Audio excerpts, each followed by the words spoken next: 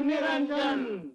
महाराज तुमचं समाधी घ्यायचं नक्की झालं तर. होय, तुमच्या ह्या आपसातल्या लाथाळीला आणि भांडणाला वैतागून आम्ही समाधी घेत आहोत. पण तुम्ही समाधी घेतल्यावर तुमच्या सामानाचं काय करायचं? अरे आम्हा साधू पुरुषाजवळ कुठला आला आहे सामान?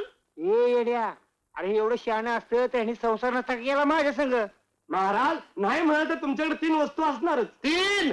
एक छाती, दुसरी कुबडी आणि तिसरी पिकदाणी. ए छटक्या, पिकदाणी काय? मग त्याला म्हणतात येंडू गुंडू. वाहनाने मारू करायला त्याला म्हणतात मंडल खंडू. तो काय मंडल खंडू आहे? त्याला म्हणतात बंडल कंडलू.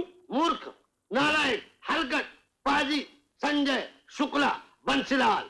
12 वर्षांच्या सानिध्यात राहून साध्या वस्तूचं नाव तुम्हाला आठवत नाही? याला म्हणतात खाटमांडू. असं वय मला वाटलं आंडू पांडू आहे म्हणून मी आपला काकडे घेऊन फिरतीया. दे इकडे.